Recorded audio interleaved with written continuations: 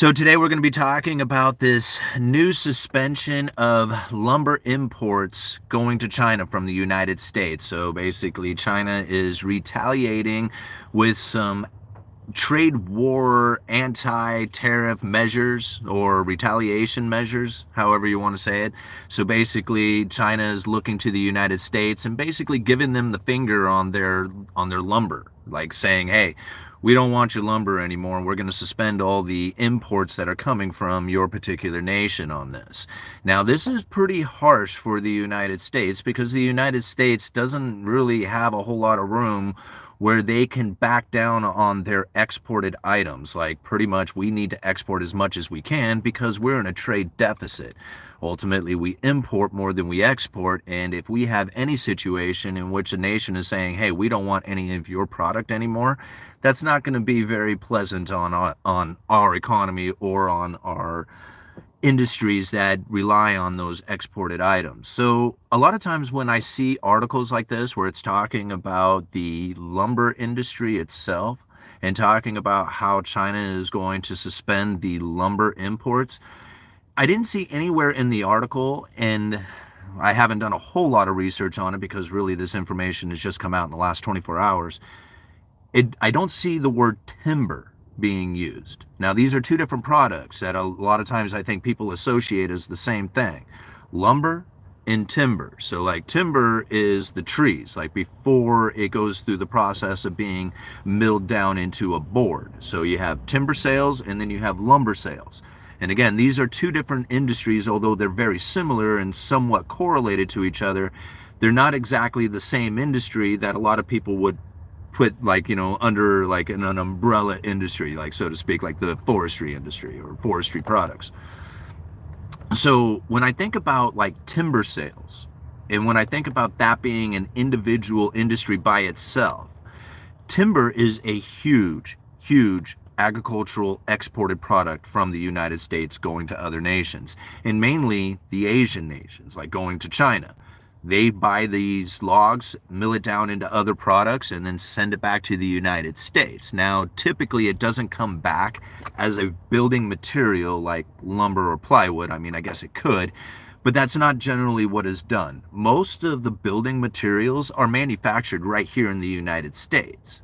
And so when we think about lumber industry being separated from the timber industry, you have an agricultural product, the timber, right? Kind of like almost like the soybean aspect of it, because they suspended soybean imports as well. I guess we'll see how much that actually plays out as time continues on. But ultimately, this is an agricultural product. It's like a farming product. Like, you farm these trees and then you send that product over to another nation. Whereas the lumber industry is much different. Although it uses that timber in order to make the lumber itself, it ends up being a whole different industry.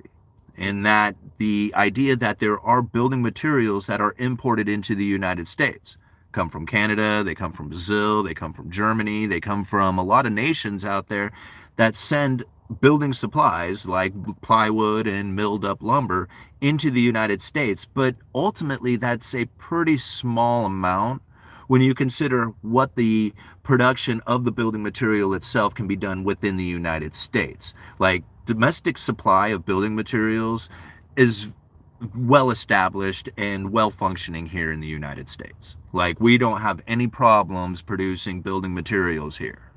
The problem that we are facing is producing building materials at a price that is profitable to the producers. So basically, a mill producing lumber at this particular price is not exactly profitable. Although over the last few weeks we've seen quite a bit of increase in the pricing, it's still in a position in which that these mills are not producing an abundant amount of material.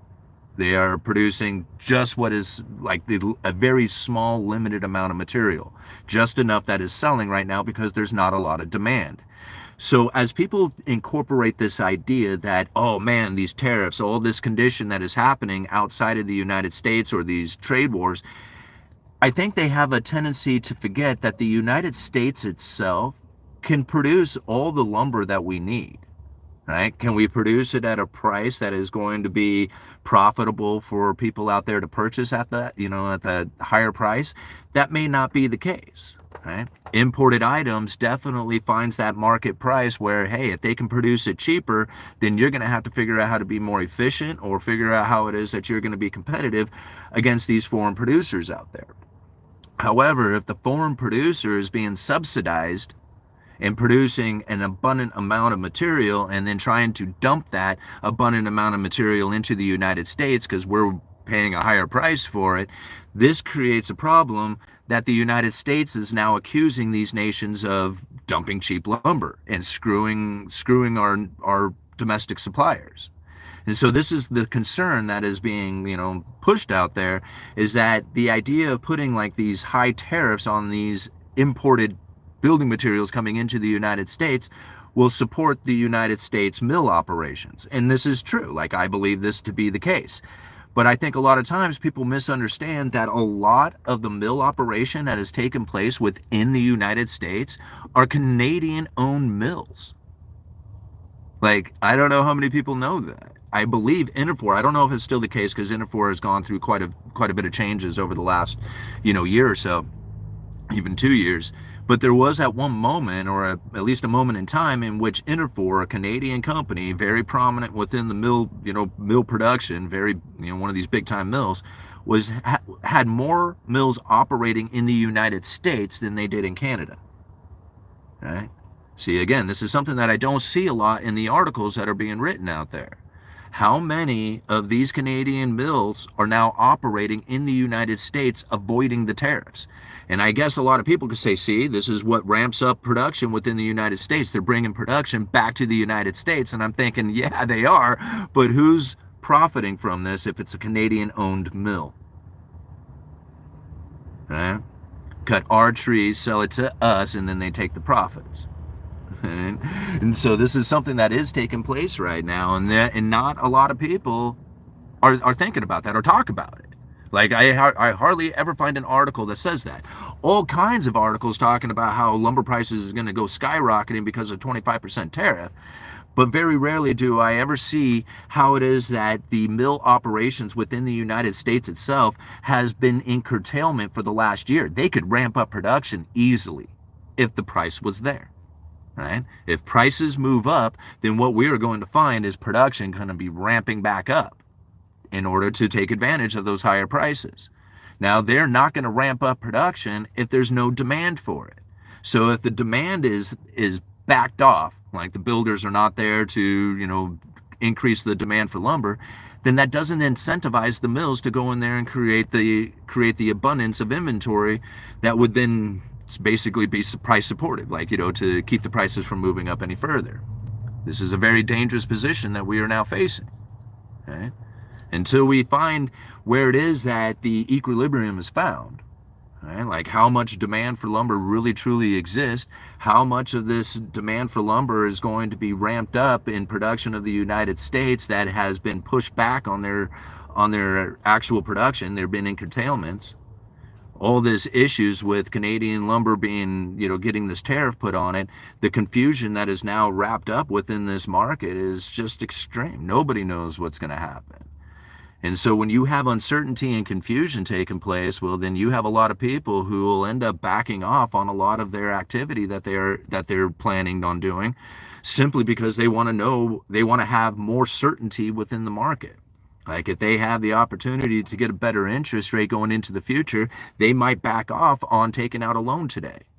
If you believe that you are going to have higher lumber prices going into the future, then you may actually want to make that purchase or start today. If you feel that the lumber futures prices are going to end up dumping out into the future because of whatever reason that you find out there, these are the things that are happening that then create the environment of uncertainty. When you have this environment of uncertainty, then you don't have a whole lot of people who are going to be active within it. And you find things slow down. I believe that is the case that is taking place right now, being done on purpose. I believe that this whole pushing, like even the idea that just recently, I know I kind of bounce all over the place, guys. I'm sorry about that. But even just recently, there was an executive order that came out. I think it was like March 1st or something. I can't remember exactly when the executive order was signed, but it was something about the immediate increase in timber production for the United States. And I'm like, what in the world? Like, do we nearly need to increase the timber production? Like, we cut a lot of trees in the United States. There's no issues with that. There's no shortage of cutting trees. I don't know if people realize that. Like, there's like an abundant amount of trees in the United States, and we export a ton of those raw logs out of the United States. There is no need to ramp up production. Now, granted, there is a need to have a higher price for logs, because right now I don't believe that the loggers are getting paid a sufficient amount or a reasonable amount for the timber, for cutting that timber down. Like, you find logging operations that are shutting down all over the place saying it's not profitable. That's because the demand for logs is not high enough. If there was a higher demand for logs, then those loggers would be more profitable within their business and they wouldn't be shutting down operations.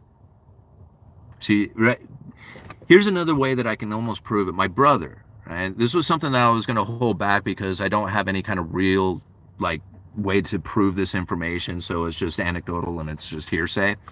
But ultimately, my brother works at a factory that produces commercial chainsaw chain, right? And he's talking about how the production has slowed down quite a bit over the last, whatever, few months. And this is because there's not a lot of demand for the chain, because there's not a lot of operation taking place out there. This is a key indication to me. I mean, this is like a big time. When there is a slowdown in the amount of chain production, commercial chain production, chainsaw chain, that is a very telling indication of the demand for timber that is out there. When you see that there is a raw log export market that is vast, it's huge, and you have a slowdown in commercial chain purchases, think about what's happening there. Right? See, this isn't like a lack of demand from the United States wanting that timber to produce lumber. This is a lack of demand coming from export market, because this is a vast market that our loggers are depending on. Like regardless of the building operations, regardless of the lumber demand here in the United States, I'm talking about the exporting market of raw logs going to whatever nation out there. This is a huge, huge industry for the United States that is now facing very big consequences. Okay. Now, whether or not those raw logs are being sourced out of Russia, out of China, or not China, I guess it would be China would be the purchaser of them, coming out of Canada, coming out of Germany, coming out of wherever, the Ukraine, right? They're finding other places to go with this. See, this is the problem when you start creating trade wars, is that you start severing partnerships. And once you have severed the partnership, it's very difficult to reestablish it. Even if you wanted to reestablish it, it's like, oh, I'm sorry, bro. I already kind of made contract with this other person over here. We're going to end up going and doing deals with them, even though we would prefer to do deals with you, but we're already signed up with these guys. So maybe when that contract ends, we can reestablish a new one with you. But because of the trade wars, because of whatever issues that we had, the uncertainty of stability within the resourcing of this particular product, we had to say, sorry, no more partnership with you guys. Reestablishing that, very difficult to do. And so when you stir up a hornet's nest like we have, and you sever a bunch of partnerships and sever the supply chains, well, reestablishing it in a profitable manner isn't exactly something you can just churn on. You can't just wave a magic wand and say, hey man, go do this, right? Very much like this executive order that says, hey, we need to increase timber production immediately. And I read through the executive order and it talks about planning, considering, strategies, but nothing as far as a real action, right? I mean, it was just like, I'm reading the executive order, when appropriate and the law is applicable, they should be planning this. They should strategize this. They should all that. And I'm like, wait a minute, there's nothing in here as far as an action. Everything is talk. Here, form a strategy, form a plan, take a consideration, but nothing inside of it says go do, right? And that's what I find very interesting about a lot of these executive orders that I'm finding. It's all about, hey, create a strategy, create a plan to make this happen. But the creation of the plan is not doing it. right? It's like saying, hey, I want to build a house. Create me a plan to build a house. And then somebody draws up a blueprint. Okay? Great. Job done. That's it. That's as far as it's gone, because the idea of building the house is not the same as building the house. We have the idea. This is the idea for this house. I have it. Thank you for creating the idea. And then it's over. Like, the actual building of the house is different from the creation of the idea of building a house. Right? It's a step along the way, don't get me wrong, and that is, moving in that direction, but it's not doing it. So when people say, oh man, this has been done, no, it hasn't. Right? They're planning on it, they're strategizing on it, they're considering it, but they're not doing anything. Let's see here. We got 16 minutes into it with 447 people watching. Thank you so much. With 68 likes. Thank you so much for hitting that like button. I see we have a super chat. Let's go find that thing real quick. Woo, way back there. Okay. We got Cypher with the $5. Thank you so much.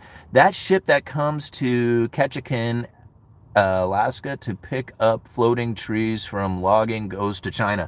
Yeah, and that's the thing. We have a huge exporting market of trees. Like, this is something that I have grown up watching happen here on the Columbia River. Now, you don't see it as much anymore because most of the trees that are shipped out are sitting down in the hull of the freighter. So, like, literally they open up the ship and they put the trees down in the hull. Before, they used to ride up on top. Like, they would literally sit on top of the ship and you could see like a ship full of logs rolling out of the Columbia. And I mean, probably, I don't know where they were all going, but I'm going to assume that the majority of it was heading over to China, to Korea, to wherever they were going, over onto the over to the Asian nations over there to, be manufactured into whatever products they were going to. We talked about this my entire life growing up, sending raw logs over to Japan, right? And that we should be sending them, finished material or lumber or something of that, not sending raw logs. But raw logs is just another export. It's like sending soybeans or any other, farmed product. Trees are another form of that. It's just a little longer harvesting time to take, 20 years or whatever to grow the trees up to a substantial size in order to ship out. But it's just a farmed product, just like anything else around, any other agricultural product. So I don't think a lot of people look at it that way or see it that way, but that's really what it is. All right. Wow, look at all these comments. So many, my goodness.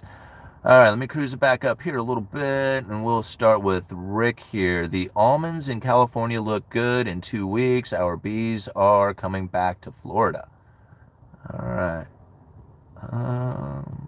Let's see here. Omer? Let's see here. Would you suggest home builders stock up on lumber, wood materials prior to the tariff implementation? I mean, I'm not terribly concerned about the tariff implementation causing lumber prices to move up. Like I've said before, and I'm saying it again, tariffs are been implemented to prevent lumber prices from falling. They're used to prevent or to deal with the fact that cheap subsidized lumber is being dumped into the United States. They're not inflicting these tariffs as a reason to cause lumber prices to move up, right? Like that doesn't, to me, that doesn't make sense, I mean, I understand when, people say it out loud and they make up all this stuff like, about the political reasonings behind doing it and stuff like that. I mean, I understand that part of it, like, taking in that consideration might seem logical, but it doesn't make any sense to me when I have dealt with lumber tariffs within this industry going back years. Like, I mean, this is not new. Canadian lumber tariffs on Canadian lumber goes back decades. This is not a new issue. This is not the first time that it's happened. And in fact, just recently in August, there was like a 15% tariff on lumber that nobody even cared about or noticed, but yet all of a sudden 25 is pissing people off. So it's not something that I would be terribly concerned about, right? Even if it was to create a speculation of higher prices. If prices move up substantially, then what you are going to find is that the mill operations here in the United States are going to really ramp up production. They are going to fill the supply lines up with a lot of inventory. And if there's a lot of inventory out there and it's not moving, prices will fall. Right? So if the prices move up, I think what that will do is that will incentivize the mills out there to start producing.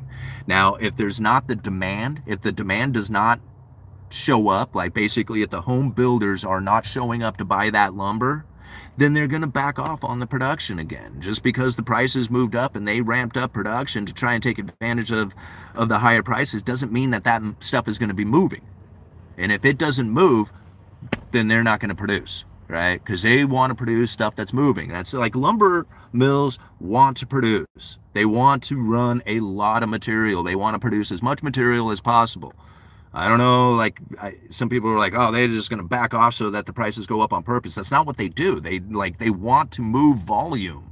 Without doing that, they can't pay their bills. So it's like very important that there is transactions happening, regardless of where the price is. It needs to move, right? So if the prices are low, they're not going to produce. If the prices move up, they're going to produce. If the prices are up and there's not a lot of transactions happening and they're sitting on lumber, they're not going to produce again, even if the prices are up. So understanding how it is that the mills are going to operate is really depending on how much demand that is going to come from the builders themselves. If building operation ramps up, like all of a sudden interest rates come down and the buyers showing up and they're like, hey man, I know it's expensive, but we're here, we're taking out mortgages, we're buying houses, then the producers of homes, the builders, are going to be like, hey, we want to jump into this game, all right? If you are going to buy it, then we will be here to build it. And so if that situation comes up in which mortgage rates come down, the buyer out there is very interested in the idea, then the home builder is going to jump into that game. They want to build, just like the mills want to mill. They want to produce lumber. Home builders want to hammer houses together. They don't want to back off and say, we don't want to build homes, right? I mean, that's not their game. Their game is building homes as they can, as many transactions that are possible. So if they are in a situation in which the buyer is saying, hey, we want to come back to the market, we want to buy homes, then the builder is going to jump into the game. And if they are demanding lumber, then you're going to see the prices move up. That's where the mills want to be. That's where they want to produce, is with high demand coming from the builders. But if the builders aren't there and you all of a sudden have a ramping up of prices, I can't imagine that lasting very long. They're going to produce a bunch of material to try and take advantage of the high prices, but if it doesn't roll over, if it doesn't move, you're going to find those prices come right back down again. It's all going to be about builder sentiment. And that really is going to be determined by buyer traffic. If buyer traffic steps up, builder sentiment will go positive and the demand for lumber will increase. That's the step it'll take. All these tariffs and noise and stuff like that, that's going to create issues, but it's going to be very, I wouldn't necessarily call it short-lived, but it's very questionable on to what levels that it's really actually going to achieve. As far as like, the inventory levels being determined by the tariffs or something, or the prices. To me, like that is, although it's very impactful and very noisy, so to speak, I think the important thing to follow and listen to is the home builder sentiment. That's going to be the issue right there. All right, I'm waiting for more discounts. History of America. America is history of lumber. Our forests are a gift. I totally agree. I mean, it's just like when it comes to forestry products, the United States is vast. The Pacific Northwest especially, like this has always been known for lumber timber territory. Like Oregon, I don't know if it still is, and I would imagine it's probably pretty close if it's not the number one lumber producing state in the nation. Like Oregon is, like, we're huge as far as lumber production goes. All right, home builders need 3D printing. Yeah, we talked about that, and I can consider it somewhat, but I don't find it to be a fixing idea, like a new building concept that is going to vastly change the way anything is done. All right, Pacific Northwest rules, except Portland. Gross. Yeah, totally agree, Brett. Totally agree. Everything about the Pacific Northwest is awesome except for the cities. Like, the cities used to be really cool. Portland was a beautiful city. Like, when I was a kid, I loved it. I thought it was a great place. All right, don't hold your breath. He got your vote. He is concerned for tax breaks for the ultra wealthy. Yeah. All right, how much timber gets imported from Canada? This is an interesting question. Now, I've always said that it was somewhere around 20 to 25% if you're talking about just the softwood framing lumber coming from Canada.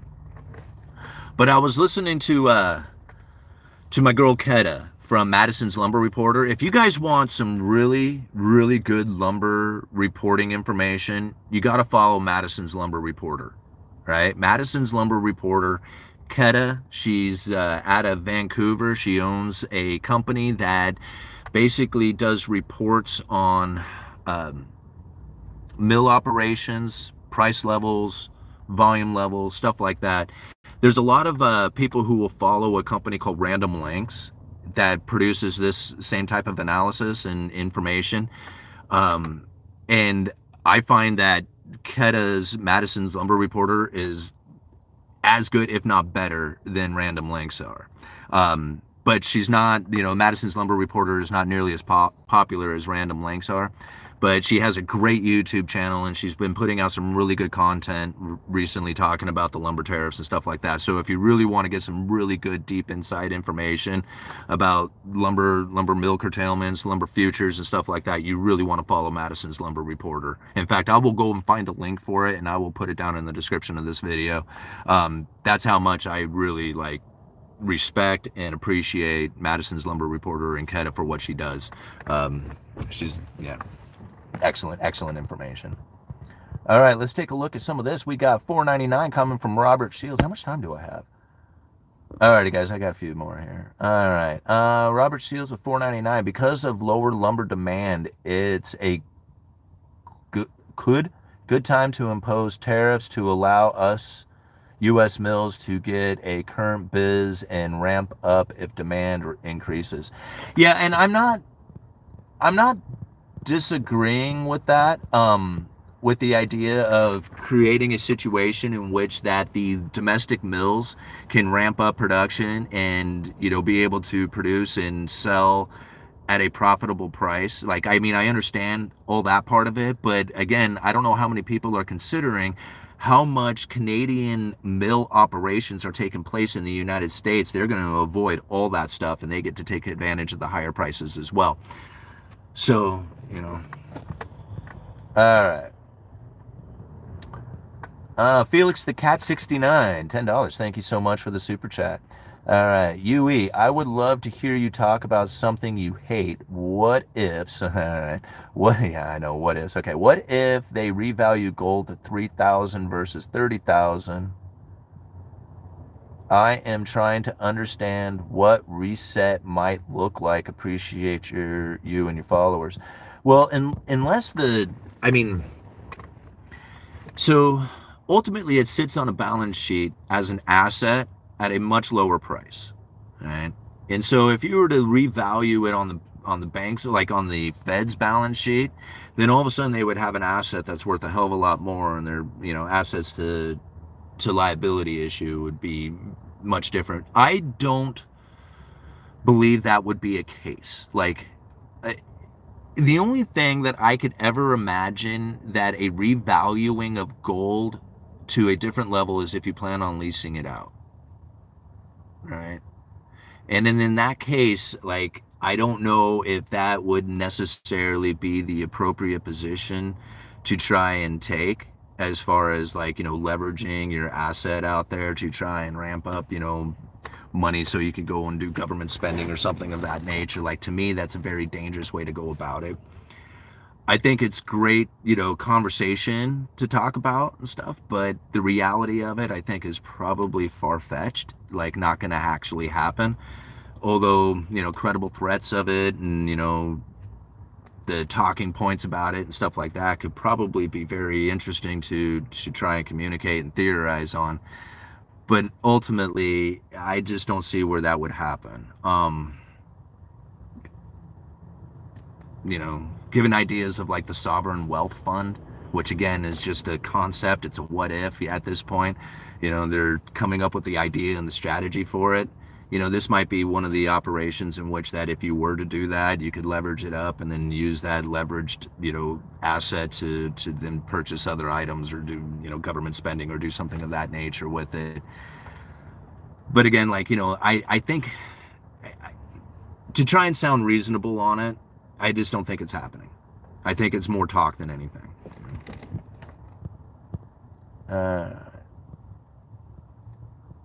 Surely it can only be revalued to market value. Well, I don't know. I mean, they talked about creating a platinum coin worth $2 billion or $2 trillion or something like that. So they can put any price tag they want on anything they want. It is just like, it doesn't mean that that's what people are going to pay for it. It doesn't mean that's what the real value of it is. I mean, you think about it now, they got gold priced at, whatever, 30 something dollars an ounce, and it's just like, it's obviously not even close to something like that. I don't know. Ultimately, when the Federal Reserve came into being and they started printing up a lot of the money and creating the Federal Reserve note, what they ultimately did at that point was create a situation in which that they would never be able to back away from. All right. You can always increase the debt and get people, leverage it out there until people will no longer accept it anymore. But moving the other way is very painful and almost impossible for a nation to do once they have set down the path of debt issuance to create the money supply, like basically monetizing the debt, which is something that they said that they would never do, but that's essentially what's happening, right? Is the United States debt issuance is getting monetized through the Federal Reserve. So they buy the debt and create dollars on account of it. Now people are like, yeah, duh, whatever. That's the way they've always done it. It's not. That's not the way that they originally had done it. That's not the way that they were supposed to have done it. But that is definitely what they had promised they weren't going to do, but that they are doing. Right? And so this is the situation that many people could see, even by the creation of the Federal Reserve, that if they were to go down that path of debt issuance to create dollars, to create money within the system, that it was a one-way street and it would only end in collapse. Otherwise, you would have to continuously expand the operation. That's what's happening. So if they can create stories or ideas or beliefs or even a reality that brings confidence to the people out there on what it is that they are using as far as a currency goes, that's their goal. Like, just to create and maintain that confidence, because none of it's real, right? I think that's the scariest part of it, is that it's all IOUs backed by IOUs. There is no value behind any of it. And so as we are using this currency and people are like, well, the dollar value doesn't hold any purchasing power over time. I was like, yeah, no kidding, right? It sure doesn't. But that's not what the system is going to do. Right? It's not going to allow for a dollar to maintain value or purchasing power over time. It doesn't work like that. The dollar is currency, and it's meant to transact from goods and services to other goods and services. But the moment that we have this expectation of it holding value, we all start getting very frustrated and bummed out and pissed off and say, hey man, there needs to be another way of doing things. That doesn't exist. There is no other way. That's not the reality. The reality is that we are in a debt-based currency that needs ever-increasing amounts of expansion in order to prevent the pain to the people that would be felt if they were to actually do the right thing, and lower the debt. Did I get all the super chats? Did I get all those guys? Let me double. Oh, cool. Okay, you're back. I thought I lost you guys. All right, cool. Went looking for the super chat and lost it. Now I can't find anything. Okay. Oh, well. Sorry, guys. I can't go and find it. Well, here's one. Angry Capitalist. Thank you so much for the $2. Hold the debt, trade the dollar. Yeah. And that's just like, and that's just the thing. Like, once you recognize it for that, like, if you think about it in a way that says, hey, the dollar is not meant to hold value, and I don't expect it to, and I'm not going to have any belief that it will, then you can relieve yourself of that pressure, saying, hey, the dollar is losing value and losing purchasing power, all this inflation and stuff like that. You're just like, yeah, you're right. Yeah, that's totally the case. That's why I don't strategize and deal with the dollar in that fashion where I would have an expectation of it to hold purchasing power going into the future. I just don't. If I want to have purchasing power going into the future, then I have to transfer my currency into an asset that will maintain purchasing power going into the future, or hopefully maintain that purchasing power going into the future. But to put an expectation that the dollar will do that, no, that's like, that ain't gonna happen. Right? It's like putting false hope into something. All right. Who holds the U.S. debt and what leverage do they have over the U.S.? Now, that's a good question, Nikki, because a lot of people ask that, and you have to really understand that the people who hold the United States debt is everybody who has a U.S. Treasury bond. So now we have to think, like, what is it that is holding U.S. Treasury bonds? We're talking insurance companies, money market funds, corporations, other nations out there, individual people. There is like everybody holds U.S. Treasury debt, not just China, not just, the European nations. Russia just recently purchased a bunch of U.S. Treasury debt. Now, those who own U.S. Treasury debt, whether you're an individual person, like you could go and buy U.S. bonds, your retirement can be holding U.S. bonds, the insurance companies could be holding U.S. bonds. All these people are holding U.S. bonds, including nations that want to do deals with each other. When they are trading back and forth in U.S. dollars, a lot of times they're actually using U.S. Treasury debt because at least you get a little bit of a yield where cash generally ends up costing you to do the transfer. So even world trade is done using U.S. Treasury debt. All those people, they're the ones who hold the U.S. debt. Everybody, literally everybody is doing it. So when you say like, hey, who can we just default, like who would end up being punished if the United States was to just not pay the debt? Like just say, hey, we're not going to pay. Well, if that was to be the case, what would end up happening is retirement funds wouldn't get paid, right? Insurance companies would start to fail. Other nations out there would quit holding U.S. Treasury debt. And this would create a problem in which that the United States is not in a position in which that they can deal with. And that is to have the U.S. Treasury debt have no desire, like nobody wanting to hold it. And what I find very interesting about this is like people will say, oh yeah, China doesn't want it. They're already dumping out of all this U.S. Treasury debt. All these BRICS nations and stuff like that are getting out of the U.S. Treasuries. And I'm thinking, no, they're not. Russia just recently purchased some. The reason why China and these other nations would even sell U.S. Treasuries is because they're trying to get into cash, because they have debts that are due in U.S. dollars. I don't know how many people know this too, is that the United States dollar is being used as the currency for debt issuance from another nation. Like they don't have anything to do with the United States. They're not, it's not part of our banking system, our government, nothing, right? But they write a debt that is due in dollars. When that debt comes due, they need to come up with dollars for that. What is the easiest way to come up with dollars? Sell U.S. Treasuries, right? You sell U.S. Treasuries, instantly liquidable into dollars, and now you can pay your debts with it. That's the problem that most nations are facing when they are selling off massive amounts of U.S. Treasury debt, is they're not trying to get out of the debt itself, they're trying to get into cash. All right, 500 people watching. This is great. I saw it up at 600 at one point. That was awesome. All right, what are your thoughts on Trump signed executive order just for lumber? What is the help in the U.S.? I kind of addressed that a little bit earlier today, but go and look at that executive order. It's all talking about planning, considering, strategizing, but nothing in there as far as an action goes. Not that I saw. Like it seems like it's an action by the way it's kind of talked about within the executive order, but if you read the executive order and take it into consideration, it says, when appropriate and law is applicable, right? And applicable by law. And it was like, so basically, if you're acting within the guidance of what you have already are working in, like there's no changes to anything that I saw. It was all about considering, strategizing, and planning, right? And then to come forth with these, with the strategy, this consideration, and this planning, but very little was actually in action that I could find. Thoughts on the potential for Trump to remove the capital gains tax on crypto? Seems like a slimy gift. Yeah, we'll find out. We'll see.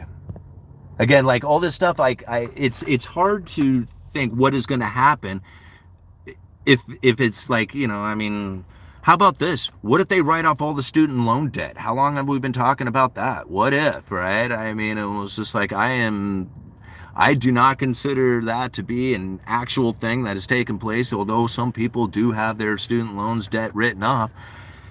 I find it to be a very carrot dangling concept out there to try and, guide the people's attention or something towards it, or maybe guide it away from something more important.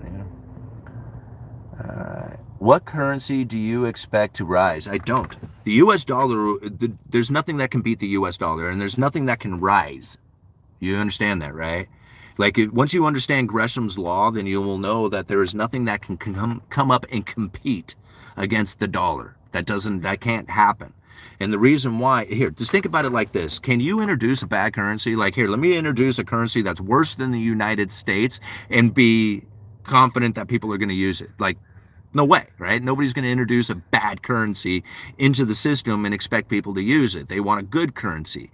Here's the problem. Use a good currency, introduce a good currency into the system to compete against the dollar. So you got a gold coin in one hand, you got Bitcoin or a gold coin in one hand, and you got cash in the other. Now you come to me, I'm working retail, selling lumber, right? You want to buy some 2x4s off of me, and you say to me, hey, which one of these do you want? And I say, I will take anything you got. I will take cash, I will take gold, I will take Bitcoin, right?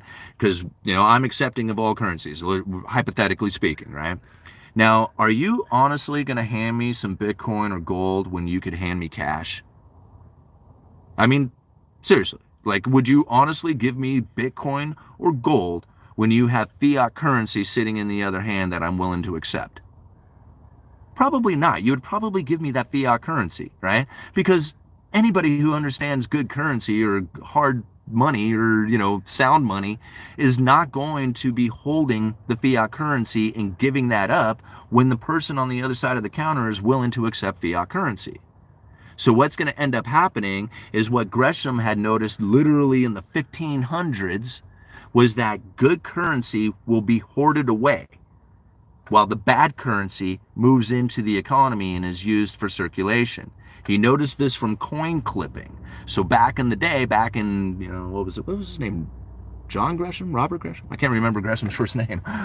Anyway, he had noticed that the silver coins, people would clip the edges off of it and keep a little silver for themselves and then go and spend the coin back into the economy.